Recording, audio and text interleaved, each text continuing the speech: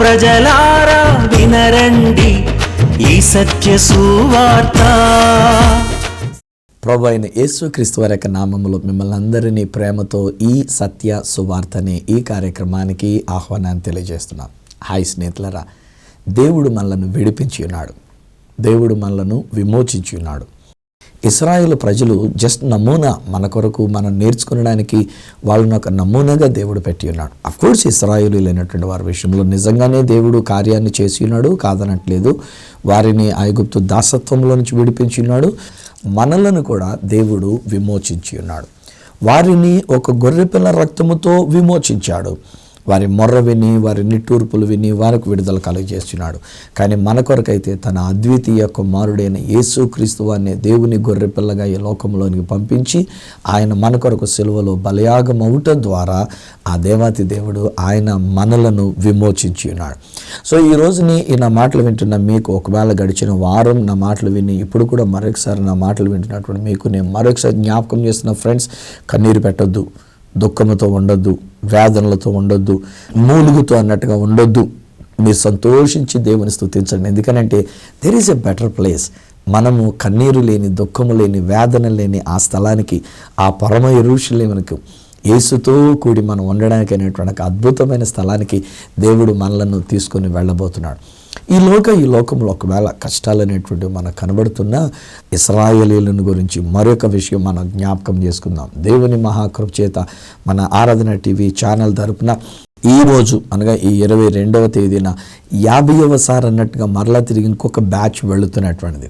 ఈ పాటికి మీరు చూస్తున్నారు, కానీ మేము ఆల్రెడీ ఈ పాటికి దేశంలోనికి అన్నట్టుగా మేము ప్రవేశించినటువంటి రీతిగా దేవుడు 50వ బ్యాచ్ని, the golden jubilee batch of Aradhana holy land tours. Wow, wonderful and wow. అతి తక్కువ వ్యవధిలో ప్రతి నెలకి ఒక బ్యాచ్ ఉన్నట్టుగా తీసుకుని వెళ్తూ, అవసరమైతే ఒక నెలలో 2 బ్యాచ్లు, ఈ అక్టోబర్ మాసంలో ఇది 2వ బ్యాచ్గా మేము తీసుకుని వెళ్తున్నటువంటి మరొక బ్యాచ్ ఇది 22వ తేదీన మేము తీసుకుని వెళ్తున్నటువంటి ఒక విషయం. సో ఈ ఇశ్రాయేలీల దగ్గరికి ఎన్నిసార్లు నేను కూడా వెళ్ళొచ్చినటువంటి యొక్క కారణాన ఇశ్రాయేలీల యొక్క జీవితాల్ని లేక వారి యొక్క విధానాలని తెలుసుకొని ఈరోజు నేను మైతో పంచుకోగలిగినటువంటి ఒక వర్తమానం ఏమిటంటే, ఆనాడు ఆ ఇశ్రాయేలు ప్రజలైనటువంటి వారిని విమోచించిన తర్వాత ఆ దేవుడైన యెహోవా వారిని నడిపించిన దేవుడు. హల్లెలూయా. ఈరోజున మీకు నేను వాగ్దానం చేస్తున్నాను, దేర్ ఆర్ మెనీ పీపుల్, చాలామంది అనుకుంటున్నారు, అయ్యో దేవుడిని నమ్ముకున్నాం కానీ ఈ రోజున మా జీవితం అర్ధంతరంగా నట్టేట మునిగినట్లుగా మా బ్రతుకుందండి, మా కష్టాలు ఉన్నాయండి, మాకు బాధలు ఉన్నాయండి, మాతో ఎవరు వస్తున్నారో మాకు తెలియట్లేదండి, ఏమవుతుందో మాకు తెలియట్లేదండి, మేము ఎటు వెళ్తున్నామో మాకు తెలియట్లేదండి, ఏం జరుగుతుందో మాకు అర్థం కావట్లేదండి, మా బిడ్డల భవిష్యత్తు ఎలా ఉంటుందో తెలియట్లేదు, లేకపోతే మా భవిష్యత్తు ఎలా ఉంటుందో తెలియట్లేదు, మాకేం కాబోతుందో తెలియట్లేదు, ఇలాగని చెప్పేసి గలిబిలైనటువంటి రీతిలో ఉండి ఉన్నారేమో. మనం ఇశ్రాయేలీలైనటువంటి వారిని ఒక మాదిరికరమైనటువంటి రీతిగా తీసుకుంటూ ఈరోజున మన జీవితంలో కూడా ఆ దేవాతి దేవుడే మనలను నడిపిస్తున్నాడు అనేటువంటి ఒక విషయాన్ని జ్ఞాపకం చేసుకుందాం. నమ్మికిలి ప్రియ సహోదరులు, చక్కని పాటలు రాసినటువంటి డాక్టర్ ఏఆర్ స్టీవెన్సన్ గారు, ఆయన రాసిన పాట అది నాకు కూడా చాలా ఇష్టం. నడిపిస్తాడు నా దేవుడు, శ్రమలోనైనా నన్ను విడువాక, ఆయన నా భుజం తట్టి, నా వెన్ను తట్టి, ఆయన నన్ను ధైర్యపరిచి నన్ను నడిపిస్తూ ఉంటాడు. దారి ఒకవేళ మూసివేయబడినా, అంధకారమే ఒకవేళ నాకు ఎదురయ్యున్నా, లేక కడలిలో సముద్రంలో తరంగాలు లేచి పడవ మునిగిపోయేటువంటి ఒక ప్రమాదం వచ్చినా ఆయన చేయి పట్టి నన్ను నడిపిస్తాడు, కడవరకు ఆయన నన్ను నడిపిస్తాడని చక్కని పాట ఆయన పాడుతుంటే ఆయన పాటే నేను వినాలి. ఇప్పుడు పాడానంటే మీరు వినలేరు, కానీ ఆ పాట మనం వింటే భలే మీనింగ్ ఉందండి అందులోనే. నా మటుకు నేను ఎంజాయ్ చేస్తా ఆ పాట పాడుకుంటున్నప్పుడల్లా. ఆయన నన్ను నడిపిస్తున్నటువంటి ఒక విషయం, నా వెన్ను తట్టి నన్ను నడిపిస్తున్నటువంటి ఎన్నో సమయాలలో నేను కూడా అలాగే కష్టపడ్డా. నాకు కూడా దారి మూసివేయబడినట్టుగా అనిపించింది, బంధువులు నన్ను విడిచిపెట్టేసినట్టుగా అనిపించింది, నా వాళ్ళు నన్ను విడిచిపెట్టేసినట్టుగా అనిపించింది, ఎటు వెళ్తున్నానో దిక్కుతోచని పడవలాగా అయిపోయింది నాకు జీవితం. సో ఇలాంటి పరిస్థితులలో ఈ మాటలే నన్ను ధైర్యపరిచినాయి. ఆనాడు ఇశ్రాయేలు ప్రజలైనటువంటి వారిని నడిపించినటువంటి ఒక దేవుడు ఈరోజు ఆయన మనల్ని కూడా నడిపిస్తున్నాడు అనే మాట ఈరోజు నేను మీకు ఇచ్చేటువంటి ఒక సందేశం. ధైర్యం తెచ్చుకోనండి, హ్యాపీగా ఉండండి. ఆయన మీ చెయ్యి పట్టుకుని మిమ్మల్ని నడిపిస్తున్నాడు. వట్టినే నడిపించే దేవుడు కాడు, ఆయన మీకు ముందరుండి మిమ్మల్ని నడిపిస్తున్నాడు.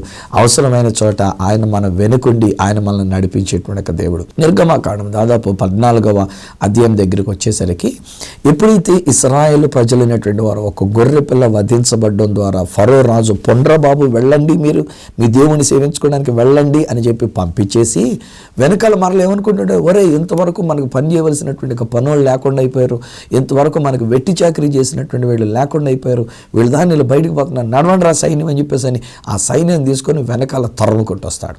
అప్పుడు అక్కడ వ్రాయబడిన మాట ఏముందనంటే, దేవుని యొక్క దూత వారి ముందర నడుస్తూ వచ్చినాడంట. ఆల్రెడీ ఐగుప్తులో నుంచి ఇలా బయటికి రావడమే దేవుడు తన దూతని వారి కొరకు ముందుగా పెట్టి ఉన్నాడు. హే ఫ్రెండ్స్, ఈరోజు నేను మీకు కూడా చెప్తున్నటువంటి మాట ఇదే, ధైర్యం తెచ్చుకోనండి. ప్రతి కుటుంబానికి నేను చెప్తున్నా, ఒకవేళ ఈరోజు నా మాటలు వింటున్న ఒక వృద్ధాప్యంలో ఉన్నటువంటి ఒక కుటుంబం, బహుశా ఒంటరిగా ఉండినటువంటి ఒక వ్యక్తి, బహుశా మీరు ఈ నా కార్యక్రమం చూస్తున్నారు, ధైర్యం తెచ్చుకోండి. ప్రతి మనిషికి కూడా దేవుడు ఒక దూతనైనా కనీసం మన కొరకు కేటాయించున్నాడు. చిన్నపిల్లలు, నాకు ఇప్పుడు మనవరాండ్రు పుట్టి ఉన్నారు. సో వాళ్ళ విషయంలో నేను చూస్తున్నప్పుడు ఒక్కొక్కసారి వారు లేచి వాళ్ళు మంచం నుంచి ఇలా జరిగినప్పుడు కింద పడిపోతూ ఉంటారు. ఒక్కొక్కసారి ఏదన్నా ఉయ్యాల లాంటి దానిలో మనం పెట్టినప్పుడు కూడా దాని మీదకి ఎక్కి దాన్ని పడిపోతుంటారు. ఈ మధ్యలో మావాడు వాకర్లో పెడితే స్పీడ్గా నడిచేస్తుంటే ఆ వాకర్ వెళ్ళి దేన్ని గుద్దుకున్న తర్వాత వాడు ఇలా తిరగబడిపోయి అయిపోతున్నాడు ఆయన. కానీ ఎప్పుడు కూడా వాళ్ళకి దెబ్బలు తగలవు. లేత శరీరం ఇక్కడ మెత్తగా ఉంటుంది, ఎముకలు మెత్తగా ఉంటాయి. అయినా కానీ వాళ్ళు పడినప్పుడు ఎముకలు విరిగిపోవటం కానీ, లేకపోతే దెబ్బలు తగలటం కానీ, గాయాలు అయిపోవటం కానీ కలగకుండా కాపాడుతున్నటువంటిది ఎవరో తెలుసా అండి? దేవుడు అంటాడు, ఆ చిన్న బిడ్డల కొరకు దేవుడు ఏర్పాటు చేసినటువంటి దూతలంట. అంటే మనం పుట్టినప్పటి నుంచి దేవుడు మన కొరకు ఒక దూతని పెట్టి ఉన్నాడు, కనీసం ఒక దూత. ఎందుకంటే దూతలే ఉండంటారు, ఏం కాదు, ఒకళ్ళు కాదు, ఇంకా అధికంగానే ఉండి ఉంటారు. ఆ దూతలు మన ముందర వెళ్తున్నారండి. డోంట్ వర్రీ, ఎటు వెళ్ళాలో ఆయన నడిపించుకుంటాడు. ఈ ఇశ్రాయేలీయుల యొక్క నడక మనం చూసినట్లయితే ఐగుప్తు దేశంలోంచి బయటకు వచ్చిన తర్వాత మొట్టమొదటిగా ఎర్ర సముద్రాన్ని ఎదుర్కొన్నారు. ఎర్ర సముద్రం దాటిన తర్వాత మారా అనేటువంటి చోటికి వచ్చినారు. మారాను దాటి ఇంకా కొంచెం ముందుకు వెళ్ళాక ఎలీం అనేటువంటి ఒక ప్రదేశానికి వెళ్తారు. ఎలీము నుంచి ఇంకా కొంచెం ముందుకు వెళ్ళిన తర్వాత రెఫిదీం అనేటువంటి ఒక ప్రదేశంలో ఒక యుద్ధాన్ని ఎదుర్కొంటారు. అది అయిన తర్వాత హోరేబ్ అనేటువంటి దేవుని పర్వతమైనటువంటి ఒక హోరేబు కొండకి లేక సీనాయి కొండ దగ్గరికి వారు వచ్చినారు. అక్కడ దేవుడు ధర్మశాస్త్రాన్ని ఇచ్చి అక్కడ దేవుడు కొన్ని మాటలు వారికి తెలియచెప్తాడు. అక్కడ వాళ్ళు దేవుని సేవించాలని కోరుకున్నటువంటిది. ఆ తర్వాత అటువైపు నుంచి మళ్ళీ అకబా సముద్రం వైపు కన్నట్లుగా వచ్చి అక్కడి నుంచి మళ్ళీ ఒక రౌండ్ వేసుకొని అక్కడి నుంచి మళ్ళీ ఎదోమీయుల ప్రదేశం గుండా వాళ్ళు ప్రయాణమే వెళుతూ, నేను జోర్డాన్ దేశంలోకి వెళ్ళినప్పుడు అక్కడ మేము అక్కడ నెబో కొండ దగ్గరికి ఆ ప్రదేశాలకు తీసుకుని వెళ్తున్నప్పుడు అక్కడ మేము చెప్తుంటాం, there is a highway over there. అక్కడ ఉన్నటువంటి ఒక హైవే అనేటువంటిది లేక అక్కడ ఉన్నటువంటి కింగ్స్ వే అనేటువంటి రీతిగా రాజమార్గం. సో ఎదోమీయుల ప్రదేశంలో రాజమార్గం గుండా వెళ్ళడానికి వాళ్ళు ఒప్పుకోనకపోతే పక్క నుంచి వెళ్ళిపోవడం పర్లేదు, నేను చూసుకుంటానని చెప్పి ఎదోమీయుల దగ్గర నుంచి దాటాక అప్పుడు మోయాబు దేశానికి వచ్చి మోయాబు దేశం దగ్గర ఆ ఉప్పు సముద్రం, మృత సముద్రమునకు పైన జోర్డాన్ అనేటువంటి ఒక నదిని దాటి ఎరుకో పట్టణాన్ని స్వాధీనం చేసుకుంటూ ఆ తర్వాత ఉన్న ప్రదేశాలన్నీ కూడా వాళ్ళ వాగ్దత్త దేశం. ఇది వాళ్ళ యొక్క రూటింగ్ అనేటువంటిది. కానీ ఈ రూట్ అంతా కూడా ఎలాగున వారు నడిచినారు? ప్రభువే వారికి తోడయ్యండి, ప్రభువు నడిపించింది. ఒక్కొక్కసారి మాకు జోర్డాన్ దేశంలో సులైమాన్ అని చెప్పేసి గైడ్ వస్తూ ఉంటాడు. ఆయన వీళ్ళని అడుగుతాడనమాట, ఇశ్రాయేలీయులు అయినటువంటి వారు ఈ అరణ్యంలో 40 సంవత్సరాలు వారు దారి తెలియక ఇలాగున్న వాళ్ళు చెదిరిపోయారు కదా, లేకపోతే రాలేకపోయారు కదా, ఎందుకో తెలుసా మీకు అని చెప్పేసి ఒక్కొక్కరు అంటూ ఉంటారు కదా, వాళ్ళు అవిధేయతను బట్టండి, వాళ్ళు తిరుగుబాటుతనాన్ని బట్టండి, వాళ్ళు సనిగినందు చేతండి, ఇవన్నీ చెప్తుంటారు. చివరికి ఏం చెప్తాను, సరే నేను చెప్తాను వినండి, ఎందుకు అనంటే నాలాంటి మంచి గైడ్ దొరక్క వాళ్ళ యొక్క అరణ్యంలోనే సంచరించి 40 సంవత్సరాలు తిరిగారంట. వాళ్ళందరూ ఒక్కటే నవ్వు, వెంటనే వా ఏం జోక్ వేసాడండి బాబు సులైమాన్ అనేటువంటి ఆయన అని చెప్పేసి అని వాళ్ళందరూ గట్టిగా నవ్వుకుంటారు. నిజంగా చెప్పాలంటే వారికి దారి తెలియక కాదండి, వారు తోవ తప్పిపోయి ఎటు వెళ్ళాలో తెలియక వాళ్ళు అక్కడ సంచరించినటువంటిది కాదండి. నిజంగా చెప్పాలంటే దేవుడే వారి ముందర నడుస్తూ వచ్చినాడు. హల్లెలూయా. ఈరోజు నేను మీకు కూడా చెప్తున్నాను, అమ్మా నా ప్రియ సహోదరి, నా ప్రియ సహోదరుడా, డోంట్ వర్రీ, దేవుని యొక్క దూత మీకు ముందర నడుస్తూ ఉన్నారు. ఎర్ర సముద్రం దగ్గరికి వచ్చిన తర్వాత అండి మళ్ళీ ఇంకొక మాట చదువుకుంటాం. అదేంటంటే ఫరో సైన్యం అనేటువంటిది వెనకాల తరుముకుంటూ వస్తుంది. దుమ్ము రేగిపోతూ ఉంది రథాలకి, ఆ గుర్రాలు పరిగెడుతుందంటే ఆ ఇసుకలో, ఆ ఎడారిలో, ఆ కొండ ప్రదేశంలో అవి వేగముగా వస్తుందంటే వీళ్ళకి దడ వణుకు పుట్టుకుంది. ముందు చూస్తే ఎర్ర సముద్రం, వెనకాల చూస్తేనేమో ఫరో సైన్యం. ఏం చేయాలో తోచలే. నిజానికి అక్కడ మళ్ళీ మోషే గారి మీద శనిగారులేండి, వీళ్ళు అక్కడ గొడవ పెట్టుకున్నారు. మనం కూడా ఒక్కొక్కసారి మనం సనుగుతున్నట్టుగా మనం మాట్లాడుతున్నాం చూసారా, ఒక్కొక్కసారి మనం కూడా మాట్లాడాం కదా. బహుశా నిన్న మీకు వచ్చినటువంటి ఒక కష్టాన్ని బట్టి మీరు మాట్లాడుకుంటూ ఎందుకు వచ్చిందిలేండి, ఇంకా గుడికే వెళ్తాంలేండి, ఇంక ఎంత అసలు ఏం చేశాడు దేవుడు మనకి అన్యాయం చేశాడు, ఎంతో దేవుడిని నమ్ముకున్నాం కానీ, అన్ని విడిచిపెట్టేసి దేవుడిని నమ్ముకున్నాం కానీ మనకి ఏం జరిగింది ఏంటి అన్నట్టుగా ఒక్కొక్కసారి బహుశా మీరు అనుకున్నారు కదా. అలాగే ఇశ్రాయేలీలు కూడా వాళ్ళు మనకంటే గనులు, అందుకని మనకంటే ఎక్కువగా సనిగినటువంటి వాళ్ళు దేవుడు వాళ్ళ ముందర నడిచినా సనుక్కుంటూ వచ్చినారు. మోషే గారు ప్రార్థన చేస్తున్నప్పుడు అలా వెంటనే దేవుడు చేసిన కార్యం ఏంటంటే ముందర నడుచుకుంటూ వచ్చినటువంటి ఆ దూత ఈసారి ఇశ్రాయేలీల యొక్క వెనుక తట్టుకు వెళ్ళి వీళ్ళ వైపుకు తిరిగాడంట. ఒకసారి ఒక దైవజనుడికి నేను తర్జుమా చేస్తున్నప్పుడు ఆ దైవజనుడు చెప్తున్న మాట ఏంటంటే ఇటువైపు తిరిగి ఈ ముందుకేమో ఇశ్రాయేలీలు ఉన్నారంట, వీళ్ళకేమో వెలుతురు వచ్చిందంట. ఆయన వెనుక తట్టు చీకటి ఉండేటట్టు చేశాడంట. సో ఐగుప్తు సైన్యమైనటువంటిది ఫరో సైన్యం తరుముకుంటూ వచ్చింది, కానీ అక్కడ దాకా వచ్చి చీకటి అయిపోయినందు చేత వాళ్ళకి ముందుకు వెళ్ళాక కాసేపు ఆగిపోయారు. అక్కడే ఎప్పటి వరకు ఆగిపోయారు? ఇశ్రాయేలీయులైనటువంటి వారు ఈ ఎర్ర సముద్రాన్ని దాటి వెళ్ళేటంత వరకు ఆ యొక్క ఐగుప్తు సైన్యమైనటువంటిది ఫరో సైన్యమైనటువంటిది అక్కడ వెనకాల ఆగిపోయింది. హై ఫ్రెండ్స్, ఎర్ర సముద్రం నీకు ముందుగా కనబడుతుందా? కష్టాలు కన్నీరు నీకు ముందు కనబడుతూ ఉన్నాయా? ఇబ్బందికరమైనటువంటి ఒక పరిస్థితులను ఎదుర్కొంటూ ఉండి ఉన్నావా? బహుశా ముందుకు వెళ్ళలేనటువంటి ఒక ఆటంకాలు నీకు ఎదురై ఉండి ఉన్నావా? కుటుంబంలోనూ జీవితంలోనూ ఒకవేళ ఏదో ఒక పరిస్థితి నిన్ను ముందుకు నడవనివ్వకుండా చేస్తున్నాయా? డోంట్ వరీ, దేవుని యొక్క దూత నిన్ను విడిచిపెట్టలే, అక్కడ ఎర్ర సముద్రమే నీకు చూపించట్లే. ఆ దేవుని యొక్క దూత మనల్ని కాపలా కాయడానికి, మనల్ని కాపాడడానికి మన వెనుక ఉండి ఉన్నాడు. ఎవడు వెన్నుపోటు పడవకుండా వెనక్కి వెళ్ళి మనకేమో వెలుగునిచ్చాడు, మన వెనుకున్నటువంటి శత్రువులకి చీకటిని కలిగించినాడు. హల్లెలూయా. అబ్బా, ఈ మాటలు నేను ఆలోచిస్తున్నట్టే దేవుని యొక్క నడిపింపు ఎంత అద్భుతమైనటువంటి నడిపింపు అండి. చాలాసార్లు మనకు అర్థం కాదు, మనకు కనబడుతున్న ఎర్ర సముద్రం బాబా బాబా బాబా బాబా అని చెప్పేసి ఆయన బాబా బాబా అంట. మీరు అన్నారు కదా అలాగా, నాకు తెలుసు మీరు కూడా బాబా బాబా అన్నట్టుగానే మీరు కూడా కేకలు వేసుకున్నారు. ఆ కేకలు వేస్తే ఒక్కొక్కసారి మనం ఏం చేస్తుంటే మన పిల్లల మీదనో, మన కొడుకుల మీదనో, మన కూతుళ్ళ మీదనో, మన మనవాళ్ళు మనవరాళ్ళ మీదనో వేసేసి ఒక్కోసారి వాళ్ళు కూడా కొట్టేస్తూ ఉంటాం. మనవాళ్ళు అలా కొట్టారు మీరు, ఆ అమ్మాయి వచ్చేలాగా, మీ కూతురు వచ్చేలాగా, లేక మీ కొడుకు వచ్చేలాగా వీళ్ళు చేస్తున్న అల్లరి తట్టుకోలేక ఏం చేయాలో తోచక ఇక్కడ ఉండలేక మీ సొంత ఊరు వెళ్ళిపోవాలనుకొని, మీ యొక్క ఉన్నటువంటి ఇల్లున్న స్థలానికి వెళ్ళిపోవాలనుకొని వీళ్ళ మీద కోపం చూపించి ఆ పిల్లలు కొట్టేశారు కదా మీరు. పోన్లే, మన టెన్షన్ అలాంటిది. ఆనాడు ఇశ్రాయేలీయులు అయినటువంటి వారు కూడా అలాగే టెన్షన్ పడ్డారు కదా. ఎదురుగుండగా ఎర్ర సముద్రం వచ్చేసరికి, వెనకాల ఫరో సైన్యం వచ్చేసరికి ఏం చేయాలో తోచక బే అని చెప్పేసి అనుకుంటూ కంగారు పడ్డారు. కానీ దేవుడు చేసింది అంత మన మంచికే. ఆ వెనక ఫరో సైన్యం ఉన్నందుచేతనే నేను అంటాను స్థితిలో ఇశ్రాయేలీయులైనటువంటి వారు ఎర్ర సముద్రం 2 పాయలైనటువంటి అద్భుతము దేవుడు చేసినా ఫరో సైన్యం కనుక వెనకాల వీళ్ళ కనబడి ఉండి ఉండకపోతే ఒక్కడు ముందుకెళ్ళి ఉండేవాడు కాదు. ఎందుకంటే కొన్ని కిలోమీటర్ల దూరంలో ఉన్నటువంటి ఎర్ర సముద్రం, బహుశా 20-25 కిలోమీటర్ల వెడల్పు కలిగినటువంటి ఒక ఎర్ర సముద్రం అక్కడ పాయలైనప్పుడు మన కంటికి కనబడుతున్నటువంటి మేర మనం చూస్తే అక్కడ కలిసిపోయినట్టుగానే ఉంటుంది. ఎందుకంటే ఇక్కడ విడిపోయినటువంటిది అక్కడికి వెళ్ళేసరికి చిన్నగా దగ్గరైపోతుంది కనుక వామ్మో ఇందులోకి వెళ్ళేవాటి మనం చచ్చిపోతామేమో బాబు, మనకేం తెలుసు అక్కడ ఇంకా ఎదరికి వెళ్ళిన తర్వాత ఎలా ఉందని చెప్పేసి అని కదలండ్రంటే ఎల్లుండేవారు కాదు. ఒక్కొక్కసారి మనం గుర్రాన్ని లాగిన నీళ్ళ దగ్గరికి అది రాకుండా మొరాయించినట్టుగా మనం పెంచుకున్నటువంటి ఒక కుక్కను భోజనం చేయడానికి లాగిన ఒక్కొక్కసారి అది ఇష్టపడకపోతే కనుక అందులో మాంసం ముక్కలు లేకపోతే అది రాకుండా అలాగే వెనక లాగేసుకుంటుంటుందో గొలుసు చూడిపోయేటట్టుగా ఇశ్రాయేలీయులు కూడా అలాగే బహుశా ప్రయత్నించి ఉండి ఉంటారు.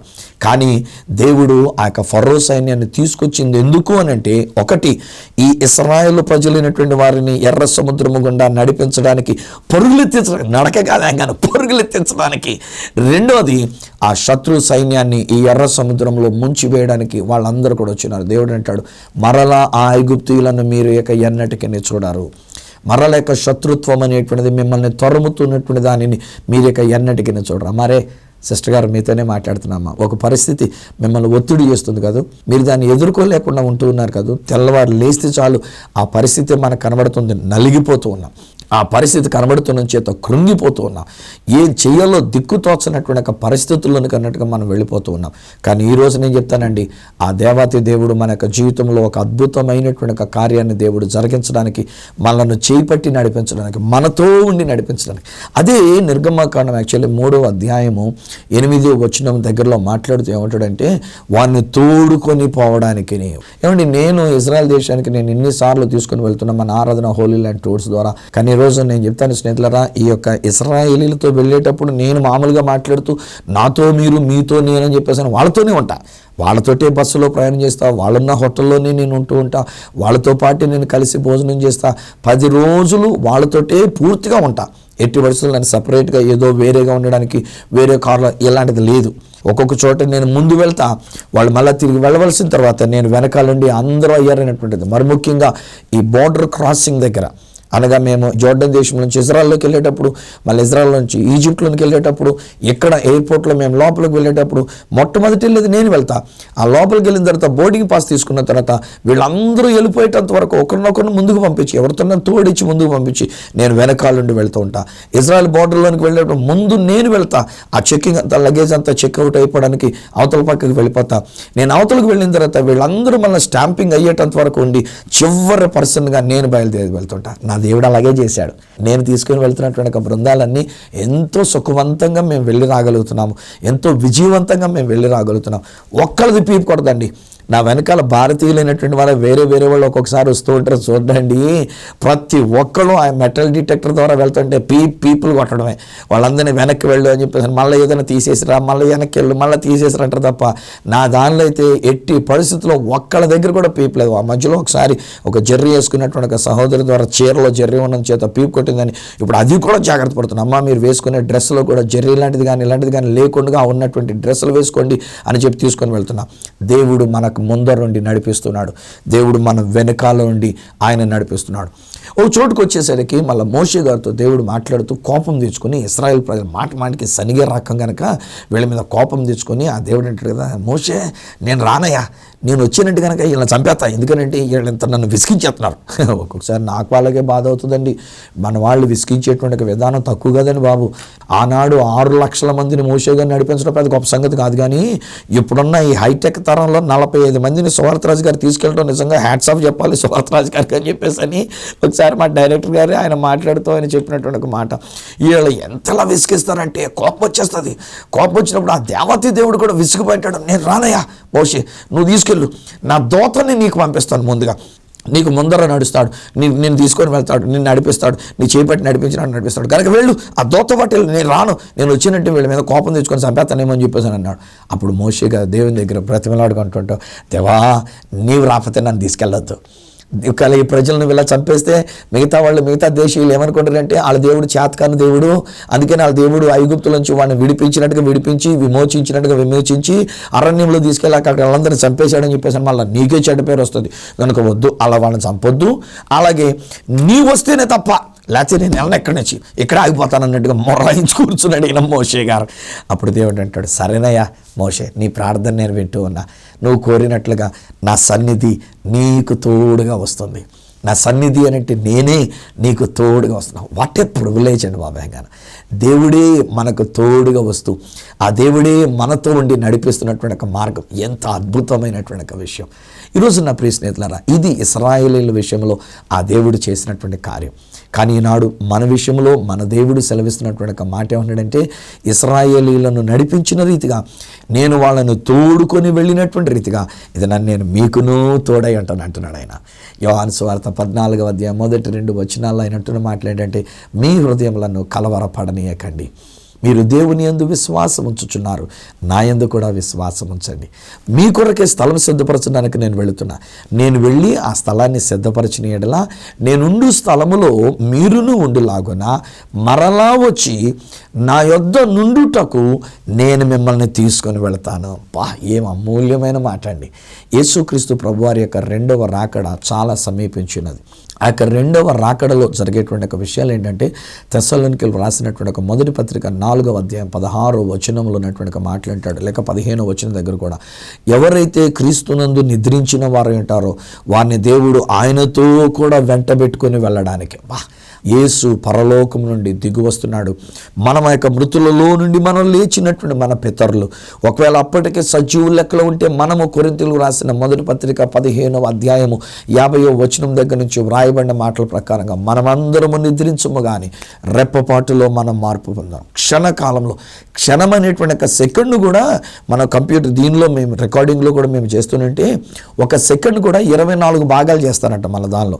అంత చిన్నదిగా విభజించి ఒక సెకండ్ని 24 చేసిన తర్వాత అప్పుడు ఒక సెకండ్ అవుతుంది, మళ్ళీ ఇంకొక 24 అయిన తర్వాత ఒక ఫ్రేమ్స్ అంటారు దాన్ని అట్లాగా. సో అంత తక్కువ వ్యవధిలో ఏం జరుగుతుందంటే మనము మార్పు చెంది ఆ ప్రభువుని ఎదుర్కొనడానికి ఆకాశ మండలమునకు మేఘముల మీద మనము కొనిపోబడడానికి. అబ్బా, ఏం అద్భుతమైనటువంటి ఒక విషయం అండి నా ప్రియ స్నేహితులారా. ఈ లోకంలో మనం ఎక్కడున్నా కానీ, ఈ లోకంలో మనం ఎక్కాలి ఎలా నడిపించబడుతున్నా కానీ, ఇంకా అదే ఊరిలో మనం ఉండి ఉండవచ్చు, మనకి ఇష్టము కాని ఊరిలో మనం ఉండి ఉండవచ్చు, ఇష్టము కాని ప్రదేశానికి మనం వెళ్ళి ఉండి ఉండవచ్చు. ఒక్కొక్కసారి పెద్ద వయసు కలిగినటువంటి వారు మన బిడ్డలను చూసుకోవడానికి, బిడ్డలను చూసుకోవడానికి అన్నట్టుగాను ఒకవేళ మనం వేరొక చోటుకు వెళ్ళి అక్కడి నుంచి తొందరగా నేను ఇంటికి వెళ్ళిపోతాను రా, చాలా కాలం ఇక్కడ ఉండిపోయినరా, నేను ఇంటికి వెళ్ళిపోతాను అని చెప్పేసాను అన్న, ఒకవేళ మన బిడ్డలు ఉండండి అమ్మా ఉండండి అన్న అని చెప్పేసాను, ఒకవేళ మనల్ని అంటున్నంత చేత మనకి ఇష్టం కాక ఏంటి దేవుడు నన్ను ఎలా నడిపించాడు, ఎక్కడికి నడిపించాడు అంటే ఇక్కడ నేను ఉండలేకపోతున్నానని ఒకవేళ ఎలాగో మనం అనుకుంటూ ఉన్నా, ఈరోజు నేను ఒక మాట చెప్తున్నాను వినండి. మన దేవుడు మనకు వాగ్దానం చేస్తున్నటువంటి ఒక మాట ఏంటంటే ఆయనున్న చోటికి మనల్ని తీసుకొని వెళ్ళబోతున్నాడు. అది పరమ యెరూషలేం, అది అద్భుతమైనటువంటి యెరూషలేం. ప్రకటన గ్రంథం 21వ అధ్యాయంలో చెప్పబడుతున్నటువంటి మాటలు, 22వ అధ్యాయంలో కూడా చెప్పబడుతున్నటువంటి మాటలు. ఇప్పుడున్న యెరూషలేం కాదని బాబు, 50 సార్లు వెళ్ళటం జరిగిపోయింది. ఇప్పుడున్నటువంటి యెరూషలేంకి ఎంతమందినైనా తీసుకుని వెళ్ళడానికి మేము సిద్ధంగా ఉండి ఉన్నాం. కాకపోతే ఇప్పుడు మళ్ళీ శీతాకాలం కనుక ఒక 2 నెలల గ్యాప్ ఇచ్చి మళ్ళీ వచ్చే సంవత్సరంలో మళ్ళీ ఫిబ్రవరి మార్చి మాసంలో మళ్ళీ బ్యాచ్లు తయారు చేసుకొని తీసుకుని వెళ్ళడానికి రెడీయే, మేము తీసుకుని వెళ్ళడానికి మీరు రెడీ కనుక మేము రెడీగా ఉండి ఉన్నాం. కానీ ఈరోజు నేను చెప్తున్న మాటలు ఏంటంటే మన దేవుడు మనల్ని నడిపిస్తున్నప్పుడు ఈ యెరూషలేము కంటే మించినటువంటి ఒక పరమ యెరూషలేమునకు నడిపించడానికి, తన యొక్క రాజ్యంలోనికి నడిపించడానికి ఆ దేవుడు త్వరగా దిగి రాబోతున్నాడు. ఆ ప్రభు త్వరగా మరలా తిరిగి రెండవసారి భూమి మీదకి రాబోతున్నాడు. అప్పుడు ఆయన ఏమంటాడంటే నేను నిన్ను తోడుకొని వెళ్తాను రండి అంటాడు. బైబిల్ గ్రంథంలో ఆది కాండంలో 5వ అధ్యాయంలో కనుక మనం చదువుకున్నట్లయితే హానోకుని గురించి వ్రాస్తూ అంటాడు కదా, హానోకు 300 సంవత్సరాల పాటు దేవునితో నడుస్తూ వచ్చినాడంట. 300 సంవత్సరాలు నడిచి నడిచి నడిచి బహుశా ఒక రోజు నా దేవుడు అన్నాడు కదా, హానోకు ఎంతకాలం నేను దిగి వచ్చి నీతో నడుస్తూ ఉండేటువంటిది, ఎంతకాలం నువ్వు ఇలాగ 300 సంవత్సరాలు నాతో నడుస్తూ ఉండేటువంటిది, కమాన్ మ్యాన్ నిన్ను ఎత్తుకొని వెళ్తాననుకొని ఆయన ఎత్తుకొని కొనిపోయాను అని ఉంటుంది. అక్కడ బ్రతుకుంటాడు కానీ చచ్చిపోయిన తర్వాత ఆత్మను తీసుకొని వెళ్ళినటువంటిది కాదు, బ్రతుకుంటాడు కానీ నడిచి నడిచి నడిచినటువంటి ఒక హానోకుని దేవుడు కొనిపోయినట్లుగా ఆ ప్రభు రాకడ సమయంలో మనందరినీ కూడా ఆయన కొనిపోవడానికి తిరిగి వస్తున్నాడు. సంఘాన్ని కొనిపోవడానికి ఆయన తిరిగి వస్తున్నాడు. తానున్న చోట మనల్ని ఉంచడానికి ఆయన త్వరగా వస్తున్నాడు. ఈలోగా మనం చేయాల్సింది ఏంటంటే మన చేతిని ఆయన చేతులకు అందిద్దాం. జరుగుతున్న విషయాల గురించి కలవరపడద్దు. ఎర్ర సముద్రం అడ్డొచ్చిందని కలవరపడద్దు. ఫరో సైన్యం వెనకాల వచ్చిందని కలవరపడద్దు. అబ్బాయి ఆయన సన్నిధి కాకుండా ఆయన దూతంటే అబ్బాయి కాదని చెప్పేసి ఆయన మారం చేయొద్దు. ఈరోజు నేను దేవుడే తన యొక్క దూతను పంపించి ఆ దేవుడే తానే స్వయంగా మన కొరకు దిగివచ్చి ఆ ప్రభు అయిన యేసు క్రీస్తు వారి భూమి మీదకి దిగివచ్చి మనలను తను సిద్ధపరిచినటువంటి రాజ్యానికి ఆ తండ్రి సన్నిధానంలోనికి మనల్ని తీసుకుని వెళ్ళడానికి ఆయన త్వరగా వస్తున్నాడు. మన చేయి పట్టి ఆయన నడిపిస్తాడు, మహిమలోనికి నడిపిస్తాడు. ఎంత అద్భుతమైన మాట. ఆ రానయ్యన్న యేసు క్రీస్తునందు మనం నమ్మిక ఉంచుదాం. త్వరగా వస్తున్నటువంటి యేసు క్రీస్తు ప్రభునందు మనం విశ్వాసం ఉంచుదాం. ఆయన యందు మనం విశ్వాసం ఉంచినప్పుడు ఈ లోకంలో మనకి ఏదైనా ఒకవేళ శ్రమ వచ్చినా కష్టం వచ్చినా అది మన మేలుకి తప్ప మరొకటి కాదు, మనల్ని ముందుకు నడిపించడానికి తప్ప మరొకటి కాదు. మనల్ని ముందుకు నడిపించి మన శత్రుత్వం అంతా సాతానుడి యొక్క క్రియలన్నీ కూడా ఆ ఎర్ర సముద్రంలో లయపరిచి మనల్ని వాగ్దాన దేశానికి తీసుకొని వెళ్తున్నాడు. పాలు తేనెలు ప్రవహించే దేశానికి నడిపించడానికి దిగివచ్చిన దేవుడు నడిపించాడు. ఈ యొక్క మార్గ మధ్యంలోని పైప్రాయం కలిగినటువంటి వాళ్ళు 40 సంవత్సరాల పైప్రాయం కలిగినటువంటి వారు రాలిపోయినా ఉన్నటువంటి వీళ్ళందరినీ యువతరాన్ని, న్యూ జనరేషన్, నూతన తరాన్ని ఆయన వాగ్దత్త దేశంలో తీసుకుని వెళ్ళినట్లుగా ఈరోజు మనందరి జీవితంలో వాగ్దానం చేస్తున్నాడు. ఆయన తోడుకొని వెళ్తాడు ఆ పరలోక రాజ్యానికి. విశ్వాసం ఉంచి ఆ ప్రభుని స్తుతించుకుందామా? తలలో వంచండి, కళ్ళు మూసుకునండి. మీ కొరకు నా ప్రార్థన. తండ్రి, ఈ బిడ్డలను నీ చేతిలో పెడుతున్నాను. నిజమేనైనా కష్టాలు ఎదుర్కొన్నారు, కన్నీరు ఎదుర్కొన్నారు, బాధలు ఉండి ఉన్నవి, బలహీనతలు ఉండి ఉన్నవి, సమస్యలు ఉండి ఉన్నవి నాయన. అయినప్పటికీ మా ప్రభా మీరు మమ్మల్ని నడిపిస్తున్నారు. మీ దూత మా ముందరుండి నడిపిస్తున్నారు, మీ దూత మా వెనుకుండి నడిపిస్తున్నారు, మీ సన్నిధే మాతో ఉండి నడిపిస్తున్నారు. మీరు మాకు విశ్రాంతినిచ్చేటువంటి ఒక దేవుడు, పాలు తేనెలు ప్రవహించే దేశానికి తీసుకుని వెళ్ళడానికి మమ్మల్ని విమోచించిన దేవుడు, మమ్మల్ని చేపట్టి నడిపిస్తున్నటువంటి ఒక దేవుడు నాయన. ఈ లోకంలో మాకు శ్రమలు కలిగినంత మాత్రాన్ని కలవరపడకుండా సహాయం చేయండి. ఈ లోకంలో మాకు ఎర్ర సముద్రం ఎదురైన ఫరో సైన్యం వెనుక కనబడుతున్నా మేమేమాత్రం కలవరపడకుండా మీరు మమ్మల్ని నడిపిస్తున్నారు కనుక మీ చేతుల్లో మా చేతులుంచి మీరు నడిపిస్తున్న ప్రకారంగా మేము రావడానికి సిద్ధపడి ఉన్నాం నాయన. కష్టాలు వచ్చినందుకు కలవరపడం, కన్నీరు పెట్టడం నాయన, నిన్ను స్తుతించుకుంటూ మేము సాగుతుంటుండగా, పాటలు పాడుకుంటూ నిన్ను నాయన మేము సాగిపోతుంటుండగా, చివరకు మీరు మమ్మల్ని ఆ పరలోక రాజ్యానికి, పరమ యెరూషలేమునకు, వాగ్దాన భూమికి, పాలు తేనెలో ప్రవహించేటువంటి దేశానికి, కన్నీరు దుఃఖము వేదన లేనిటువంటి ప్రదేశానికి మీరు మమ్మల్ని నడిపిస్తున్నారు కనుక మీకే కోటి కోటి స్తుతులు మేము చెల్లించుకుంటూ ఈ బిడ్డలందరినీ నీ చేతిలో పెడుతున్నాను నాయన. ఒకవేళ ఏ కష్టం ఉందో తండ్రి, మీ సన్నిధి వారికి తోడుగుందని తెలియచేయండి ఆయన. మీ దూతలు వారితో ఉన్నారని తెలియచేయండి ఆయన. వారి కన్నీరు కష్టంతో వారు ఉండకూడదు నాయన, ఆ సమస్యలు వారు ఉండకూడదు నాయన. మీరు వారిని లేవనెత్తి చివరికి నాయన మేమందరం ఆ మహిమలోనికి నడిపించబడినట్లుగా నీ కృప మాపై కుమ్మరించినందుకు నీకు స్తోత్రాలు చెల్లించుకుంటూ వీరిని కుటుంబాన్ని నీ చేతులకు అప్పగించుకుంటూ నాన్న నీ చేతిలో పెడుతున్నాను కనుక మీరు నడిపిస్తున్నారని తెలుసుకొని నాన్న మీరు నడిపించేటువంటి మహిమలోనికి మేము నడుచుకున్నట్లు కృప చూపించుమని యేసు నామమున ప్రార్థించి పొంది ఉన్నాము తండ్రి, ఆమేన్. తండ్రి, కుమార, పరిశుద్ధాత్మలను దేవదేవుని దీవెన ఆశీర్వాదం ఆయన బిడ్డలుగా మీకు మీ కుటుంబములకు నిత్యము తోడయుండి నడిపించును గాక. ఆమేన్, ఆమేన్. వెల్ స్నేహితులారా, దేవుడు మిమ్మల్ని నడిపిస్తున్నాడు. మనుషులు కాదు, లేక పరిస్థితులు కాదు, ప్రభావం కాదు, లేక వెనకాల ఉన్నటువంటి ఒత్తిడి కాదు, కానీ ఆ దేవుడే మిమ్మల్ని చేపట్టి నడిపిస్తున్నాడు. ఏదో ఒక రోజు ప్రభు రెండవ రాకడ జరిగినప్పుడు మనము కొనిపోబడేటువంటి బిడ్డలముగా, ఎత్తబడేటువంటి గుంపులో ఉండేటువంటి వారముగా అక్కడ ర్యాప్చర్లో ప్రభుని మధ్యాకాశానికి ఎదుర్కొనడానికి, మహిమలోనికి వెళ్ళడానికి ఆ దేవుడు మనల్ని చేపట్టుకొని నడిపిస్తున్నాడు. ఇలాగ ఒక మాట నేను మరొకసారి జ్ఞాపకం చేస్తున్న స్నేహితులారా, ప్రభు చిత్తమైతే ఈ అక్టోబర్ అంతా కూడా నేను ఇజ్రాయెల్ దేశంలోనే ఉంటూ ఉన్నాను. కానీ తిరిగి వచ్చిన తర్వాత నవంబర్ మాసంలో 9, 10, 11 తేదీలలో నేను ముంబై నగరానికి నేను వస్తూ ఉన్నా. అక్కడ అంధేరిలో ఉన్నటువంటి ఆంధ్ర క్రిస్టియన్ చర్చ్ అనేటువంటి ఒక చర్చ్లో 3 దినాల వార్షికోత్సవ సభల్లో నేను మాట్లాడడానికి నవంబర్ 9, 10, 11 తారీఖుల్లో ఉంటున్నా. ఒకవేళ మీకు తెలిసినటువంటి వారు ముంబైలో ఉంటే వాళ్ళకి ఫోన్ చేసి చెప్పండి, స్వయానా నేను అక్కడ కలుసుకున్నాను కనుక. అలాగే నేను ముంబైలో ఒకవేళ మా ఈ కార్యక్రమాలను చూస్తున్నటువంటి వారు ఎవరైనా ఒకవేళ 9, 10, 11 తేదీలలో నవంబర్ మాసంలో నేను మీ దగ్గరికి వస్తున్నాను కనుక మిమ్మల్ని కలుసుకొని దేవుని స్తుతించాలని ఆశపడుతున్నా. ఈ విషయంలో మీరు నన్ను కానీ లేకపోతే నేను ఇస్తున్నటువంటి నెంబర్స్ కానీ సంప్రదిస్తే అక్కడ అడ్రస్ తెలియజేస్తా. మరొకసారి అది అంధేరిలో, నాకు తెలిసినంత మటుకు అంధేరిలో ఆంధ్ర క్రిస్టియన్ చర్చ్లో అక్కడ ఉన్నటువంటి సంఘంలో వార్షికోత్సవంలో నేను మాట్లాడబోతూ ఉన్నాను. ఈ విషయంలో మీరు పొందుకున్న మేలులు, మీరు పొందుకున్న అనుభవాలు ఒకరు నాతో పంచుకోవాలని కోరుకున్నట్లయితే నా అడ్రస్ ఈ సత్య సువార్త, సామర్లకోట 533440, తూర్పుగోదావరి జిల్లా, ఆంధ్రప్రదేశ్.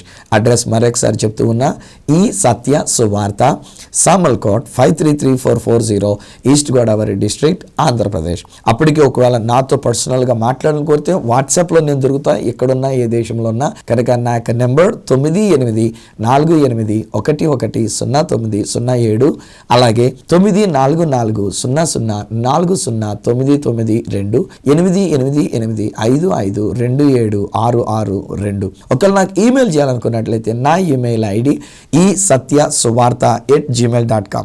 మనం వచ్చే కార్యక్రమంలో మిమ్మల్ని కలుసుకునేటంత వరకు మనల్ని నడిపిస్తున్న ఆ దేవాతి దేవుని చేతులకి మిమ్మల్ని అప్పగిస్తూ మీ దగ్గర సెలవు తీసుకుంటున్న మీ ప్రియ సహోదరుడు ఈ సత్య సువార్త రాజు.